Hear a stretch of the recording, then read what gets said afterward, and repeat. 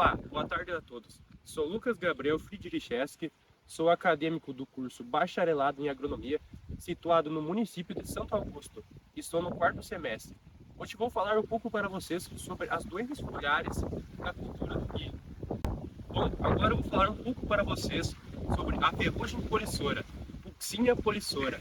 É uma das ferrugens mais agressivas e destrutivas das doenças do milho, na região central do Brasil. Ela tem danos econômicos da ordem de até 65% que já foram registrados. Os seus danos, as pústulas da ferrugem polissora são pequenas, circulares e elípticas. Os uretrosporos e as pústulas têm coloração variável, amarelo a dourado. Em fases mais avançadas surgem pústulas marrons escuras devido à formação dos telosporos. Quando a cultura está fortemente afetada, é comum a roupa das pessoas que caminham para a lavoura conferindo da cor dourada. E essas partes, as pústulas podem ocorrer na fase superior ao limbo e da bainha foliar. Nas brácteas do período em culturas suscetíveis, é comum de ocorrências de morte prematura em virtude da destruição foliar. Bom, controle.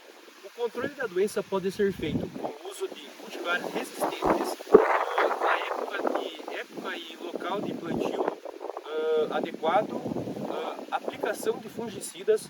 O método de controle mais eficiente e menos oneroso para o produtor é o uso de híbridos ou variedades com níveis satisfatórios de resistência ao patógeno. É bom evitar plantio nos meses de dezembro a janeiro, nas regiões propícias para a ocorrência da doença. A prática recomendada para amenizar os danos são causados pelo fungo. A severidade da doença é maior em regiões com altitude menor, menor a 650 metros. E nessas condições, cultivares suscetíveis não devem ser plantados, principalmente na região central do Brasil. Bom, agora vou falar um pouco para vocês sobre a mancha branca, mais conhecida como pinta branca. É uma doença foliar de grande importância agronômica. Ela está presente nas principais regiões produtoras de milho do Brasil. Esta doença é extremamente agressiva e acontece mais em plantios de milho safrinha. Quando essa doença não é controlada ou manejada de forma correta, pode causar danos e prejuízos bem grandes e reduzir a produtividade da lavoura. O que causa a mancha branca nas áreas de milho? A mancha branca é uma doença de milho provocada por mais de um agente.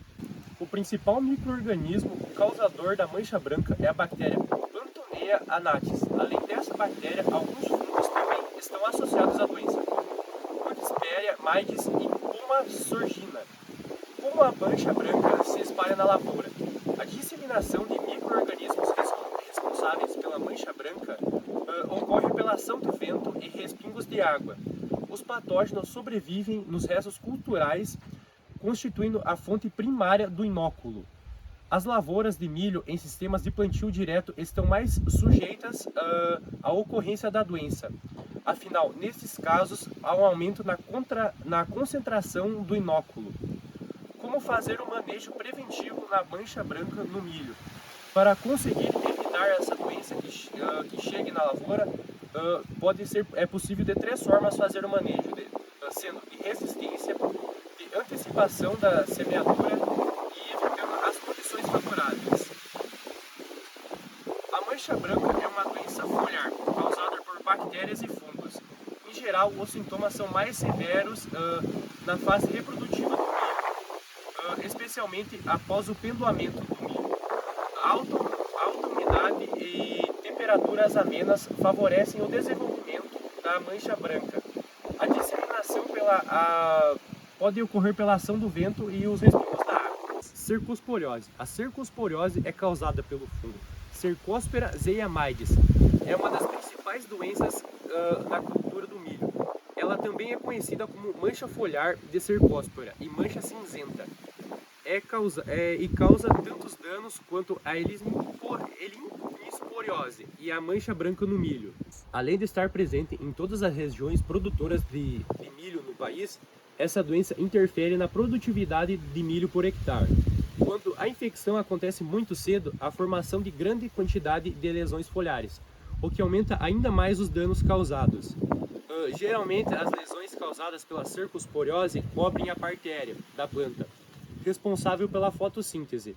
Nesses casos, a perda de água para a planta e também a deterioração do colmo, além de acamamento da cultura. Os sintomas da cercosporiose no milho. A cercosporiose no milho possui sintomas fáceis de identificar. Os primeiros aparecem nas folhas inferiores. Conforme a doença avança, eles também são visíveis na parte superior da planta. Geralmente aparecem próximo ao florescimento. Os sintomas dessa doença são lesões estreitas, retangulares e delimitadas pelas nervuras das folhas. Isso quer dizer que essas manchas que se desenvolvem paralelas às nervuras. Dependendo da situação, essas manchas podem apresentar bordas irregulares e indefinidas. As condições favoráveis para o fungo Cercospora zeamaides. A severidade da cercosporiose depende da suscetibilidade do híbrido escolhido e das condições ambientais. Tendo em vista aspectos ambientais, a gravidade dessa doença é maior sobre as condições de elevada temperatura, alta umidade relativa do ar e a presença de orvalho também são favoráveis. Temperatura de 25 a 30 graus e umidade acima de 90% contribuem para a cercosporiose que ela se estabeleça na planta. Em condições favoráveis, o fungo presente nos restos culturais produzem esporos. Esses esporos são transportados pelo vento e respingos de chuva infectam novas plantas. Até o momento não tem informações que ela seja transmitida por sementes. O controle químico. O controle químico é uma das alternativas para fazer o manejo da cercosporiose. É importante seguir a orientação da bula do produto para fazer a dosagem correta.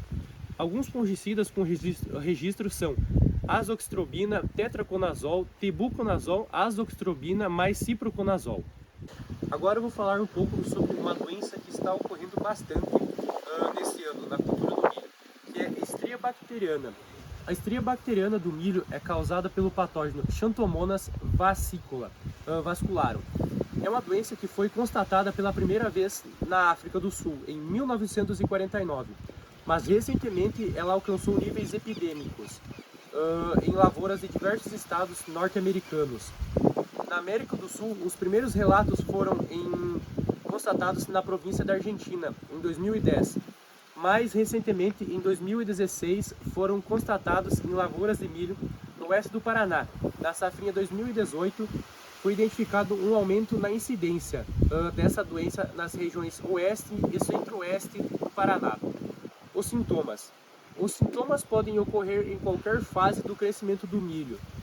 Caracterizam inicialmente pela formação de pequenas pontuações, podendo evoluir para lesões alongadas e estreitas, alocadas entre as nervuras das folhas. As bordas das lesões são onduladas, o que auxilia na diferenciação em relação a doenças de sintomas como cercospora, o agente causal, Xanthomonas. Este é o nome derivado do grego xanthos, que significa amarelo, referenciado à pigmentação amarela, ligada à membrana. Por meio dessa pigmentação específica do gênero, é possível utilizar marcadores quimiotaxonômicos e diagnósticos para distinguir a bactéria Xanthomonas de outras bactérias. Não tem uso de fungicidas para fazer o controle desse patógeno.